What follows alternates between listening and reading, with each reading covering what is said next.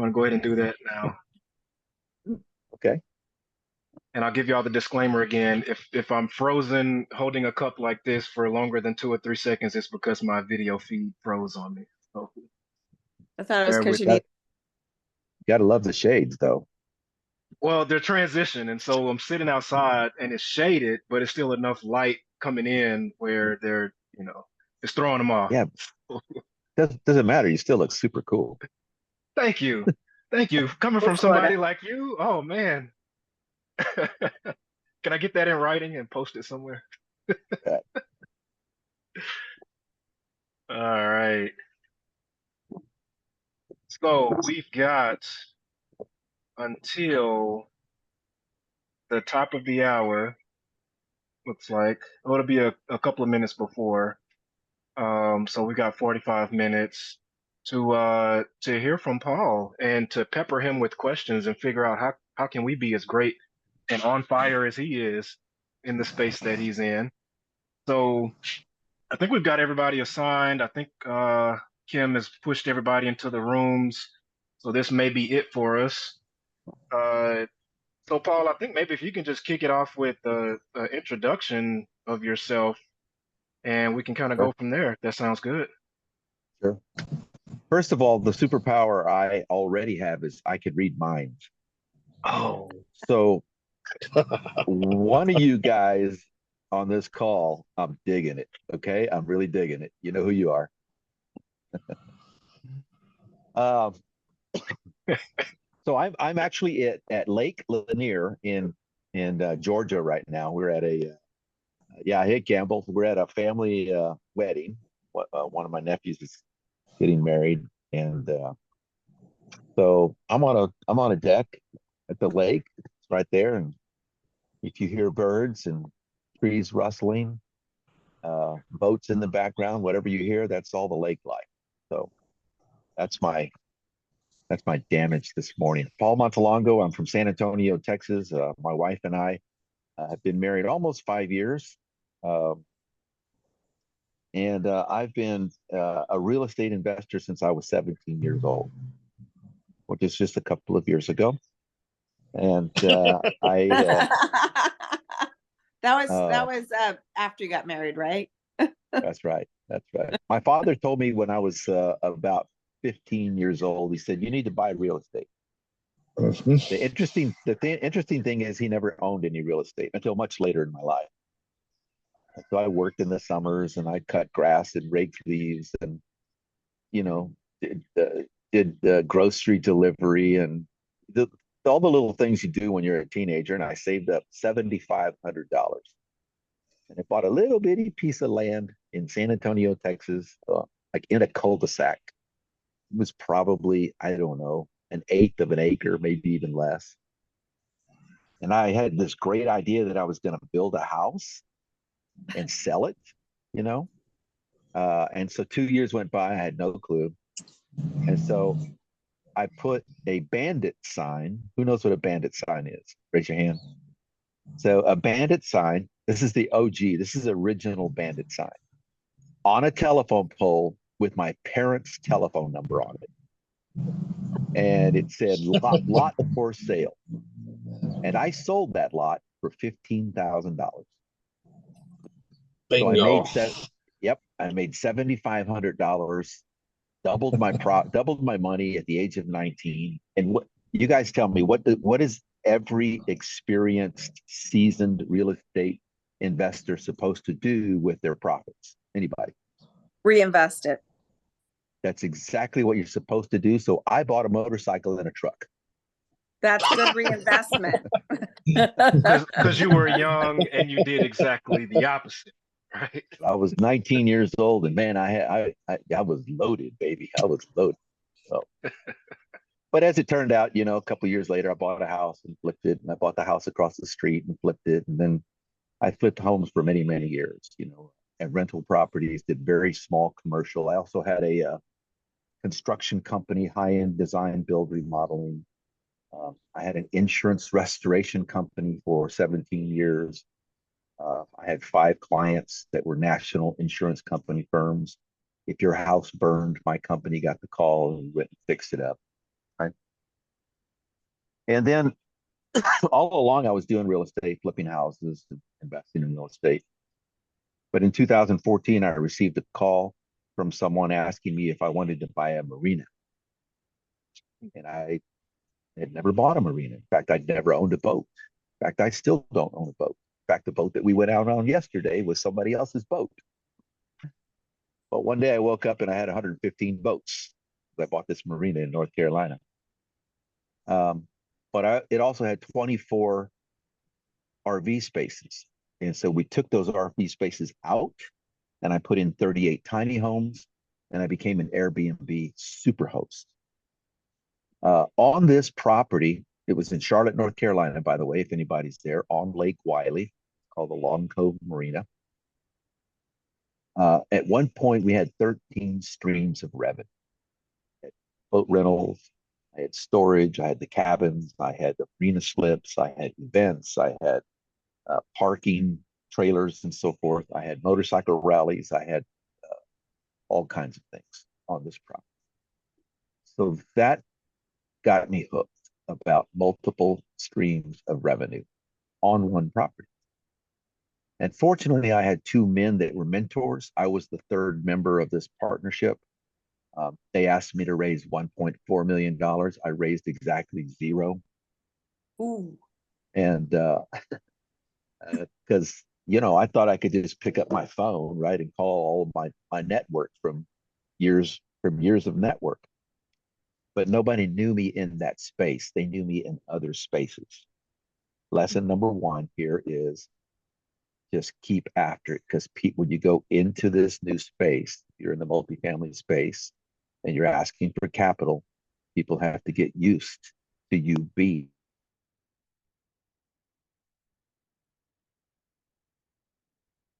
like you as an individual. They may love your business career, they may love your resume, everything may be really cool, but they don't know you in this space. So you've got to become known in the space in order to raise capital. So these two gentlemen, they raised that $1.4 million in 9 days. And I'm like, that's cool. How did you do that? So they took me on and they taught me. And I owned that marina for another 4 years. I sold my position to them 4 years later and moved back to Texas. Along the way, I bought several apartment complexes. I invested as an LP in an apartment complex. So before I met Letitia, I had invested in 6 properties. Okay. So I met Letitia in 2018. We married 10 months later. We had both been single for 13 years. As it turns out, we got divorced in the same year, 13 years prior. We didn't know each other, had no clue. Didn't think we were ever going to get married. I didn't, she didn't, but we met each other. And then the pandemic hit. So here we're sitting in the house looking at each other, newlyweds, like, who's this stranger in my house? She heard me teaching some people on Zoom about multifamily. I had a small group of people, about 25 people.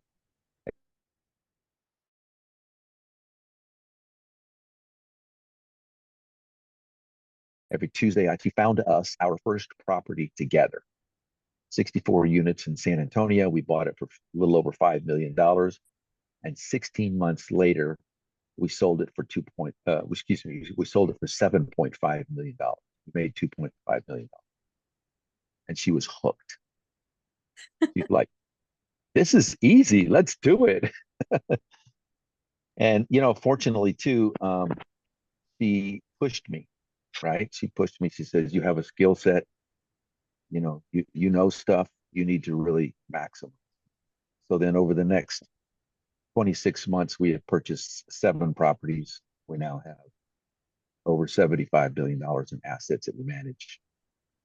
And we're on the hunt for more. I fully expect us to buy 500-600 more units this year. For the next 2 to 3 years, I fully expect us to buy 2,500 units. We'd like to own about 5,000 units. And so that's, and it's a daily, I'm going to say this in a positive way, okay? It's a daily grind, folks. And I believe, this is my personal belief. I believe you have to love the grind. If you don't absolutely love it, I mean, if it's not a part of your blood, if it's not, you don't love the challenges, if you don't love the pursuit, then I suggest you find something that you do love that passion, right? And it's not so much the buying of the real estate. Somebody asked, I did a seminar about 2 weeks ago, and somebody just randomly in the seminar says, "What do you love about what you do?" And I wasn't thinking about that, but I thought about it for a second, and I thought, I love the pursuit. I love the chase, because I find that once we close a transaction, I celebrate for about half a second, and then I'm on. I'm on to, okay, what's next here? Not that I don't appreciate, because I'm full of gratitude and appreciation of what we've accomplished. I just don't dwell on it. Does that make sense? Yeah. And so, a big, big, huge piece of what's transpired in my life is mindset conditioning. Because, like many of you, I'm certain, I wasn't raised in a household where mindset was important. I was told what to do.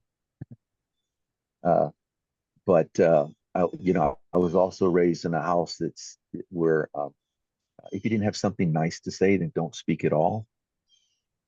I was also raised in a house where the love of money is the root of all evil. I was also raised in a house where uh, wealth and money and wealth creation was not emphasized. Now, I was raised in a very loving house, you know, both parents there present.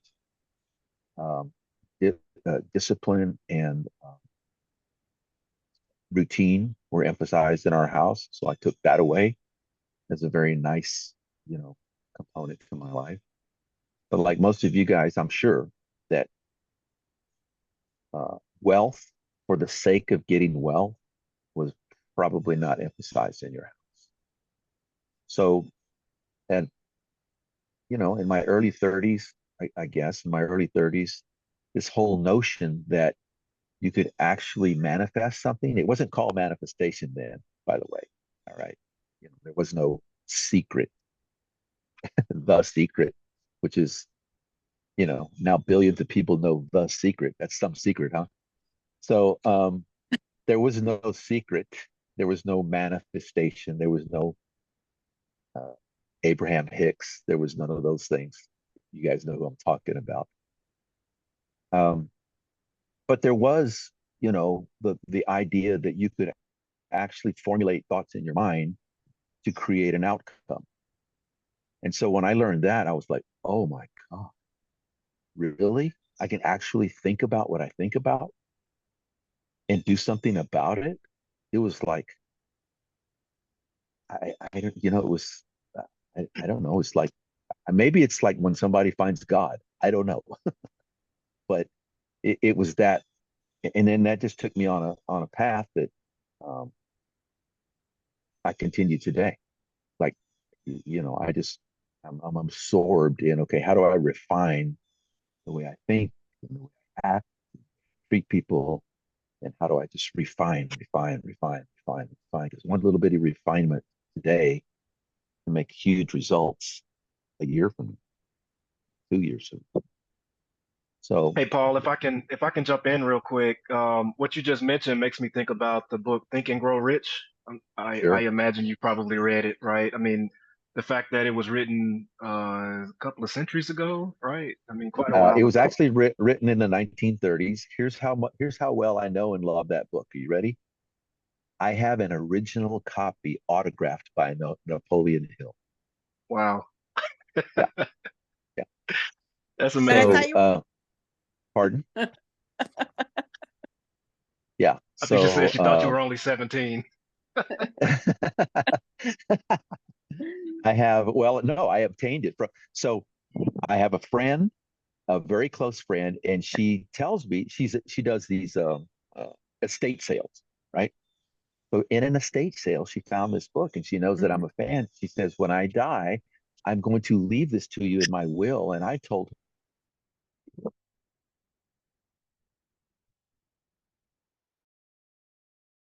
her. Why are you waiting to go through my social media? There are photos of it, probably from a couple of years ago. I posted some photos on Facebook.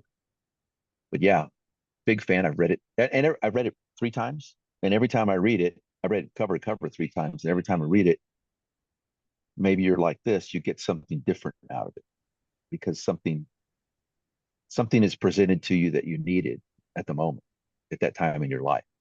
So yeah, Think and Grow Rich. Love it. Um, and so now, if I get the chance to work with people, which I do, people request, private mentorship all the time. One of the main things that we do is you know, uh, evolution training, mind evolution training. It's like your mind has to be shaped.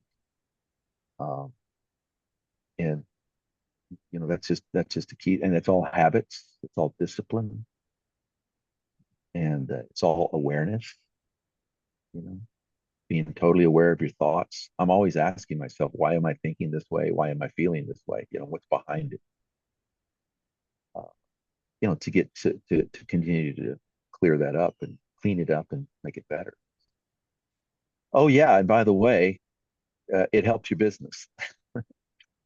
So that's, So those are byproducts, actually, in my view. Yes. Question? I love a quote that I heard, and this is right in alignment with mindset. So we don't have control over our first thought, but we always have control over our second thought, right? So we can't stop our mind sometimes from having that first thought that may not be the best thought, but we certainly have control over the choice of what our second thought in reaction to that first thought will be. I like And that. really That's good. dynamic. That really stuck with me. I was like, Yeah. oh, that's so valid, because we're always like, keep your mind fresh, keep it going forward, but to recognize that, yeah, maybe that first thought we have control over, but certainly the second thought we do. And I was like, Sure. oh, I like that. Resonated. Sure. I there's a book out there called Do the Work. Y'all heard of this, called Do the Work? I've not read it. I like the title because you hear this little buzz phrase all the time. You got to do the work. You got to, well, what the hell does do the work mean? And a piece of that is, I believe, to be aware of your thoughts. Be aware of your thoughts. I'd be curious to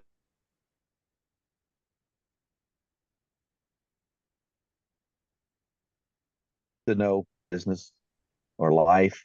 Uh, I'd be curious to know because it's all interrelated. Anybody want to be vulnerable this morning? Oh, sure. I have one. So my Sure. biggest challenge in life is getting my pro forma husband to propose. Just ask. Oh, no, I've asked. So I went one step further. I walked by and saw a beautiful wedding dress, and it fit like a glove. So I've now purchased it. It's hanging in the closet. That way to manifest it.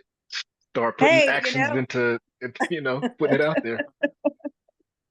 we've been You together heard how long? How long? 5 years. 5 years. 5 years. We had the conversation last year. Just a quick infill so that you don't think he's a total crazy. He's not with anybody else. He did lose his wife to brain cancer, and she had it for 7 years. So there's some emotional healing that he is going through. So obviously, putting another wife in the ground or losing him is extremely scary to him. But he does know if marriage is ever off the docket, he has to let me free. So, seeing as it's not off the docket and it's been a year, I figured that dress was meant to be purchased. You heard about the lady that walked past the window and saw a beautiful red dress, went inside and tried it on, bought it, took it home, and the husband says, "We don't have money for that." She goes, "I just tried it on." He said, "Well, when you tried it on, you should have said, 'Satan, get behind me.'" And she said, "I did say that." And he said it looked good from that side too, so I bought it.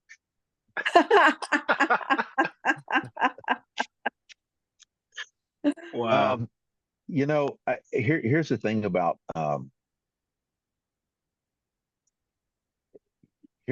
love. If you love him, you'll just hang in there. Exactly. I do. You know, And it was kind of fun to sit there on date night. And in the back of my head, I'm like, okay, so I've got this wedding dress now. So in my head, it's kind of like already there. And I still like you. And you don't even know it. So this is great. she's breaking down all the barriers for him. No wedding dress. Yeah, you find somebody you love, you just hang in there, and Yeah. then eventually you hope that they feel it and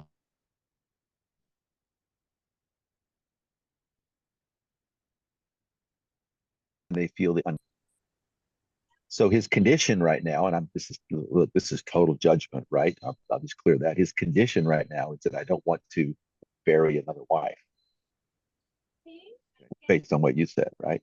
Yeah. So, and there's probably a lot wrapped up into that, grief and sorrow and those sorts of things. For a man, a male, the masculine, that's a loss. That's something that he could not fix. We're in the world to fix shit, right? That God put that in our DNA. We fix stuff. That's a thing he couldn't fix. So there's a loss there. So until he becomes unconditional with himself over that, he'll just be a place where you just get to love him. Wow, that's powerful. Thank you, Paul. It is, Paul. You are multifaceted. I mean, we came here to learn about investing and real estate and entrepreneurship, and you're dropping gems on us, counseling gems. Thank you. Yeah, yeah, you're welcome. So do the work, man. Do the work, right? Do the work. Well, remember, I was single 13 years, and I was like, there were a lot of reasons that I didn't get remarried. One of them was I couldn't fix shit when I got divorced. Right, I experienced a lot of grief.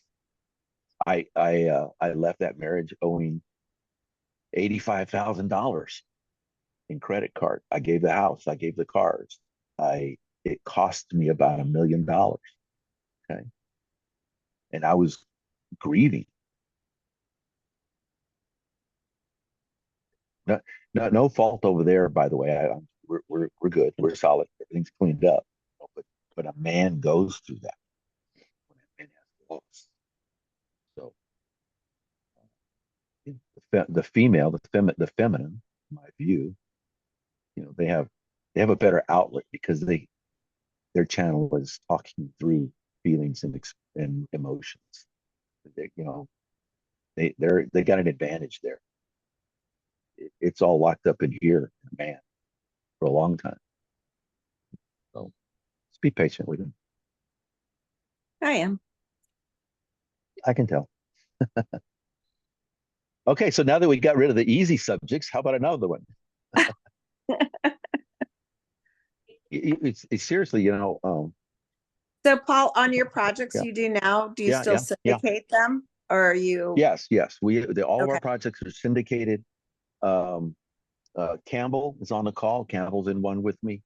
And by the way, see, like here's a young man right now. How old are you, Campbell? 34 or something like that? 33. 33. Okay. So, here's a young man that's got, energy and drive and determination. And man, nothing but the future in front of him. It's like he needs to clamp down, right? Thanks, Paul. Right? I'm not telling you anything I haven't told you already.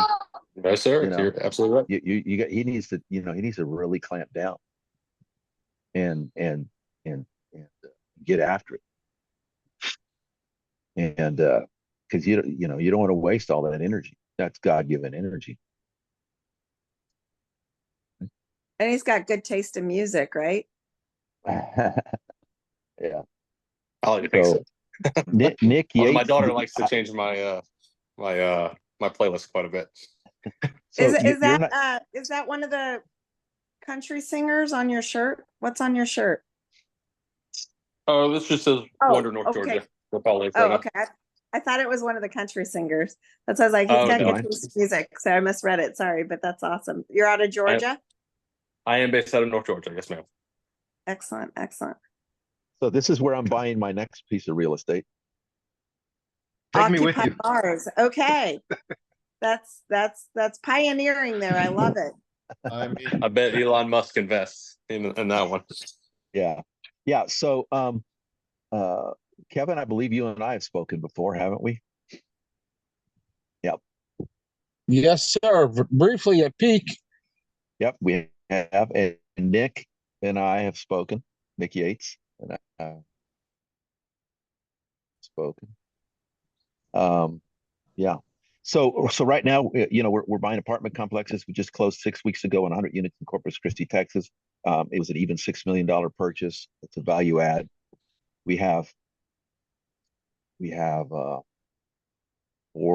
four LOIs in right now that look good. In 2023, we underwrote 400 transactions. 2023 was not a buying year. We only bought one deal. The year before, we bought four. But this year, we closed on one. Hopefully, we'll close on two or three more. Now, Paul, when you say you've underwritten 400 deals, Yeah, do you outsource some of your underwriting to get it preliminary, or is that napkin underwriting, or is that a full bore? that's a little bit between napkin and full blown underwriting. Okay, Okay. I can't even tell you how many we napkin, right? Yeah. But after we napkin in it, and it looks decent, then we'll go ahead and plug it all into the underwriting template, and then we'll ask some questions of the brokers. My main function right now, in our business, because we have partners, right, that manage the day-to-day operations. They do an excellent job. My main function is to deal with brokers, lenders, attorneys, and sourcing new projects, and also assist in the capital raising. Okay, so the underwriting is primarily done by our partners. I'll find a deal. I'm like, this one looks, interesting. Let's see if it looks juicy. Okay. I will And tell what you percentage, this. Go ahead. what Please. percent do you carve out for your underwriters? Well, they're my partners underwrite, so they're So they're already on your partners, team. and yeah, they're partners on the team. What I also do is, people will bring us deals all the time, right? So there's a whole process that we want you to go through before you bring us a deal, because I don't really want to be doing your work for you, right? You should be doing your own work. So if you go to montelongocapital.com/sponsor, all lowercase, I learned it has to be sponsor, montelongocapital.com. There's a 5-page document there on what we require to become a sponsor on a transaction. And, uh, we want you to do the work. We want you to bring to us an underwritten deal. Now we're going to refine it, obviously, but the deal has to make sense when it's presented to us. I'll tell you this: in the state of the economy right now, the state of the business, deals are plentiful, but they're still not as juicy as I think you're going to get. Okay. I agree. Yeah, the one we just closed in Corpus Christi was on the market for 7.4 million, and we bought it for 6 million. So it ended up being super juicy, right? It's got a 10% cash on cash, so it's super juicy. The other ones that we have LOIs in right now, they're moderately juicy. What I hope to do is get into the game there with the seller and make the deal more juicy for us, right? But I think over the next 6 months, and certainly over the next 12 to 18 months, we're going to see some really, really good deals, because sellers are in trouble. A lot of sellers are in trouble. The deals right now that are looking juicy to us are seller trouble deals. Their debt is about to expire and they cannot renew. And here's what's happening, guys, so that you know, right? They have this variable debt that they can't pay because the interest rate went up. So they're taking money from CapEx to pay the debt to save the deal, but the CapEx is not being put into the property. So since the CapEx is not put in the property's not getting improved. That puts pressure on tenant leases. People don't want to live in a janky place. Okay. So you see how everything feeds everything because of the variable interest rate debt. Now, because they aren't able to improve and get tenants and raise the rent, then their NOI drives down, which means their value drives down, which means they can't go get refinanced. So you see the hamster wheel that they're on? And so what's happening now is these variable rate debts are coming due. And so sellers are more and more becoming forced to sell. Here's what we've seen over the last month. We've seen brokers call us and say, just put in an offer. The lender wants to work with you. And I mean, these are lenders that I've never worked with, but they're saying generically, the lender wants to work with a buyer and they will restructure debt. And they want to break even. They want to be made whole, but they're not going to be made whole. I can tell you that right now. So as an example, there's a lender that we have 2 offers in on. And one of the offers, the debt is 18 million. And we offered 14. We offered 15. Okay. And the lender came back and said, we just want to be made whole. And you're not going to be made whole. I'm sorry, you made a bad loan. Okay. So you guys stand firm in this, right? Don't, because brokers like to get real creative and they bring lenders to you that want to get real creative. The bottom line is they made bad loans. It's the same thing that happened in 2008, 2009. That's a result of lenders making bad loans. Now, in 2009, 2010, and 11, I made more money in real estate than I had ever made in my life because I was buying foreclosures in the Inland Empire and in Orange County, California. Okay. So that's going to happen. That is happening, and that's going to happen again. So what does that mean for you? That means you got to have your team together. That means you got to have your underwriting dialed in. That means you got to start raising capital now, even though you may not have a transaction to raise capital for. You've got to have people interested in your concept, interested in your business, interested in you. Okay. That means that you've got to have broker alliances. That means you've got to have property management alliances. Look, if you're in the business, you're in the business. And you may not have a physical transaction. 2023, we did not have a physical transaction until late 2023. But you're still doing the networking, building the base, working with your team, all of those things, underwriting every transaction that you can get your hands on, every deal you can get your hands on. Like either you're in the business or you're not. It's that simple. So because in 6 months, 12 months, when it really, when there's, you will not be able to handle the lead source. I guarantee you. And I look forward to that, not being able to handle the deal source, the deal flow. Right? It will be a very pick and choose business.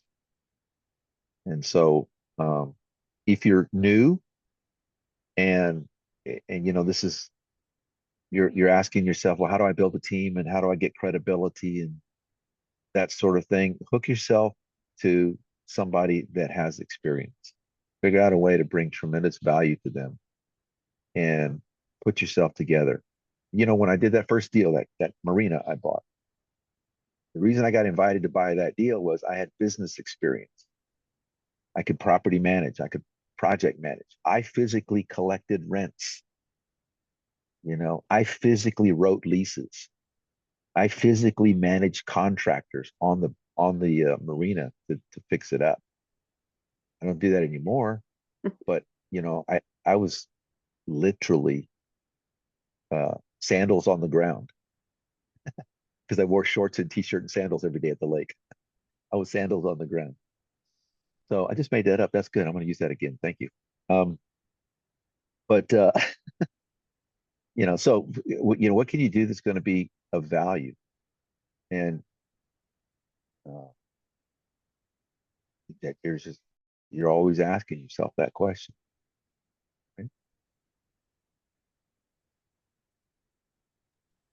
Anybody seeing those kinds of things in the market yet? 100%. Yeah. Yeah, we're Yeah. actually we're about a week away from close on our 92 unit in San Angelo, and it was a stress sell that the LPs forced the GP out of the project, and so we're at the the raise is done. We're just waiting for the closing because there was some issues that we required the seller to finish taking care of. Nice, nice. Yeah. Go back to the investors in that deal and just like build relationships. Just build relationships. Hey guys, we were able to close this one. We got more coming. Rally up your friends. Oh, yeah. You know, So this was my first raise and I raised 1.4 million of it. nice. Wow, Yep. congratulations. So That's a big thank deal. you. Every one of those people, are they accredited investors or not accredited? Kind of like, because, birds of a feather flock together. So 75% of my investors are accredited. And then the other 25% have known me through the industry. Yep. So they're like, yeah, I want to come in with you, Beth, because I like you. Sure. I know you. I trust you. Sure. I see you everywhere. Sure. So, and I know a lot of you are MFM. So I came through the RE Mentor network. And actually we just did insiders, the last two insiders, kind of the, kind of more serious people, I would say. Both of the last two sessions they've had me speak, which has been great. So Dave Lindahl. yeah. Everybody That knows was my somebody. This is that was not my a first this is my first teacher. big role. Dave Lindahl. There. Yeah. Dave Lindahl. Jim, I see you got your hand up. What Yeah, you got? Jim, you got what you got, Jim? Yeah. Okay, I'm good. Question, Paul, or anybody in the group, I suppose. Are you guys seeing from brokers guidance pricing still coming back? Like, just that doesn't make sense. I mean, in the last week, I've been underwritten probably 3 or 4 deals and nowhere near close to guidance. And it's like, what am I missing here? You're not missing anything. They're missing it. Yeah. Okay, think about this. Okay, you have to remember this. I don't care if it's good times, bad times, odd times. A broker's number one responsibility is to extract the most out of a buyer for their seller. Mm-hmm. End of story. Oh, by the way, that also translates into a bigger commission check. Sure. Yeah. Okay, that's the number one. Now, 2.5 years ago, a broker would give you guidance. They'd say, guidance is 15 million, and you'd go, dude, I can't see more than 12 million. They would like, see ya. We don't need to talk anymore. Okay. Now the conversation is, we'll just put in an offer. Seller is taking all offers. Put in an offer. Okay. So Jim, you put in offers because we now get to train the market. The market trained us for several years. It's our turn to retrain the market. Got it. Okay. So you just keep, and you sit. What we do now is we sit with brokers and we open up our laptop and we say, this is our underwriting. Show me your underwriting. This is why we came up with this valuation. And I understand you're trying to get the most out of it, but you cannot give me a pro forma based on a T1. Right. Yeah. Right. You're just because your seller got excited last month and cut the damn grass doesn't make it worth $2 million more. I'm sorry. Did I get a little fired up there about this? No, Hey, it's give great. us I mean, give us some fire. It's on point. Yeah. Isn't it? It gives me some Isn't confidence too, And because I could name the brokerage houses that are the most egregious with this offense, but I won't do that right now. Okay. But it's like, we saw one, I don't know, 3 or 4 days ago, T1. The T1 extrapolated, gave this property an NOI of $1.6 million. The actual was $840,000. Huge delta. So I'm like, I've gotten to the point now where respectfully, I'll tell brokers, please don't expect me to pay for what your seller didn't do. Yeah. That's my job. That's the opportunity. Yeah, but he could have gotten $75 more rent and he could have charged for the carport and you could do this. And I'm like, well, if it's such a great plan, why didn't your damn seller do it? Yep. Okay. That's your opportunity. That's your money. Take it. Yeah, love that. Love that. Thanks, Paul. Okay. And just a but, quick, real quick. but the answer to your question is yes. There is still an imbalance of the push between guidance and actual. Got it. Wonderful. Thank you. And just a real quick follow-up. Are you going to be at Brad Blazer's thing next weekend? I am. I'm going to speak at Brad Blazer's. That'll be the 4th time I've spoken at these events. I love these events. Brad and I are buddies. Always seem to have investors come from his program, so I keep going back. That's going to be a game time decision for me. So maybe we'll see. All right, so Okay. we got about 2.5 minutes left before we get pushed back out into the big room. Naeem, looks like you got it. Yep. Thank you, Paul. Paul, nice meeting you. So I'm kind of new, have been in the program for 1 month now. So I'm getting bombarded with information. I'm doing my best just to keep up and learn. So one route is network. I have my own meetup, get to know people. I need to work a little bit on my networking to be better. I'm not at top of my game, that's for sure. Also, I'm in an underwriting group to learn more about underwriting. And I have 6 years of property management experience. I've run my own property management company in San Francisco for 6 years. I think I have a potential to be a good asset manager too. And also, I guess the only thing that I'm not doing anything right now is a deal, like finding a deal or acquisition. I joined the experienced investor in the group. I'm trying to raise money for him. I think he's a good person. That's all I've got for now. What advice do you have for me in order to plan my next months or next 6 months? Underwrite everything you can get your hands on. Okay.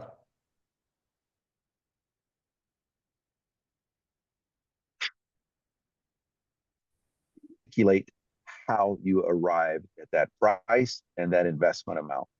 And that only comes from knowing underwriting. Okay. At some point, you'll be in a leadership position in your group, and you're going to have to go back and tell your group, your company, that this is a good deal, this is a bad deal, because you know underwriting. Okay. Thank you. So at this point, since you're so early in the stage, it's underwriting. Okay, evaluate everything. There's a question here about the website, so it's montelongocapital.com/sponsor. Yeah, I put it in the chat in the response. I'll drop it back out there again for everybody. Oh, yep. Does that Naeem got work? it as well. Yeah. Yeah. Does that help? Is that helpful, Naeem? Yes, I'm going to focus Learn- on underwriting too. Yeah. Learn the business. Learn what all those cells mean. Learn why you put a number in a cell, not just that you put a number in a cell. Learn why you put it in a cell. Like Okay. what's the impact on the deal? Okay. Sure, will do. I appreciate it. So you guys go All to right. Montelongo Capital. Go to montelongocapital.com.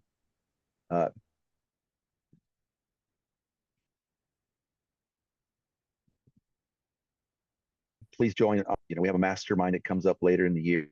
It's we're going to have it in Costa Rica. Those kinds of things. So What is your just social media, Paul? Sorry. Paul Montelongo. Is it Everything what, Paul Montelongo. Facebook, Instagram, YouTube, LinkedIn, everything Paul Montelongo. okay. Yeah. Thank you. Yeah. Very good. And if you're brave All right. enough, go comment on my wool sauna hat. Letitia hates it. I'm like, come on now. Does that help you get guys. more sweat when you have wool on your head in a sauna? Is that? It does. It helps you heat from the inside instead of escaping through your head. Okay, bye. See you later. See you in the big Thank room. you, Paul. Thanks, Paul.